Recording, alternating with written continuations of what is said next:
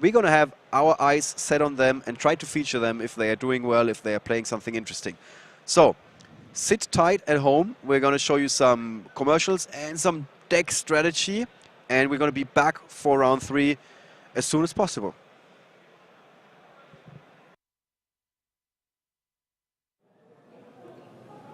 Welcome to YCS Bochum, the second European Yu-Gi-Oh! Championship Series of the year, and it's going to be a great one. It's going to be huge. It's going to be the first time for you in Bochum? Yes, this is the first time that I have been Bochum. Shame on Rob, seriously.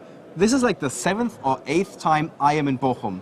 This is such an historic location. First ever European Championship, the first ever 2006, almost 10 years ago, in this very location. That is a long, long time ago. At the same time, it was a big year, not just for Yu-Gi-Oh!, also for, well, Europe and Germany, because the World Cup was going on. So right next door is a stadium in Bochum. There was a football game. It was going nuts, but all the action was in here, in fact. So the Yu-Gi-Oh! Players were even louder than the football fans that were like right next door and celebrating. Wow. And it was such an epic event, and that was almost 10 years ago. Then 4 years ago, 5 years ago, in fact, 2010, first ever European Yu-Gi-Oh! Championship Series, also in Bochum. Wow. You know who won? Who won? Michael Gruner was it. And Vincent Wieland, by the way, was the first ever European champion. And then 2 years ago, we had the largest ever European Yu-Gi-Oh! Championship Series at the time. You know which ones beat Bochum to it? I believe it was London and Correct. Milan as well. And Milan last year. year. Rob is also informed, yeah.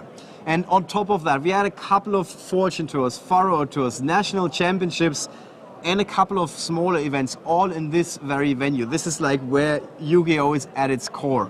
So this is one story of the weekend.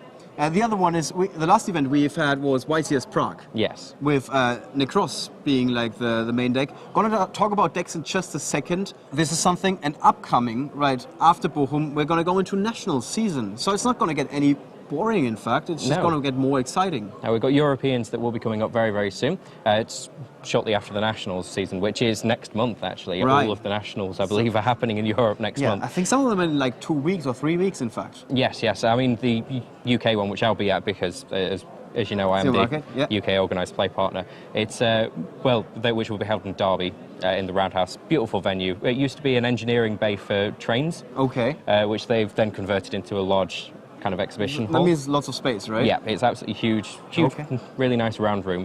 So, but regional season is still happening at the moment. I believe the last ones in the UK are happening now. I'm not quite sure in other countries.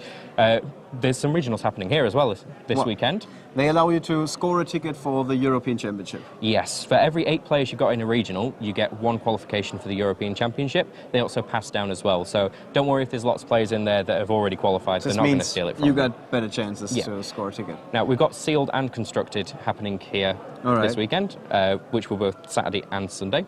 So it'd be really nice to see who's really here to play in the YCS or who really, really wants to go to European Championships. Yeah. Yes. All right. So 2 stories down, Bochum, historic location, national season right in front of us. 3rd story of the weekend, the decks. No, we are still looking at Necros. They weren't really hit that hard by the Forbidden Unlimited list. Some things have changed, right? You have to build a little bit differently. Yeah, there's a few things that have changed. I mean, Preparation of Rights was hit, Unicore was hit. Okay. A few other things came off the list as well, but I'm not quite sure whether we'll see that. Okay. Because there's Gladiator Beast Bestiary. Now, if anybody's watched any of the streams before, everybody knows that I love Gladiator Beasts, so it's going to be nice to see if we see those again, especially with Geyserus doing its thing. Right. What other decks are there? I've heard that Shadol are making a big comeback. Yes, Shadol are currently making a big comeback, and that is because they can run the new Star Seraph cards, which is Scepter and Sovereignty. Right. It makes lots and lots of Xyz monsters that require 3 level 4 monsters and draws a lot of cards. Is Shadol going to be the 2nd most played deck or the 3rd most played deck, in your prediction? At the moment, it's actually sitting on Satella and Shadow for me. All right. Because Satella with Star Seraphs makes easy Deltarosses and other cards. These are the 3 decks for the weekend? I believe so, yeah. We're going to talk about them a little bit more in detail in just a second.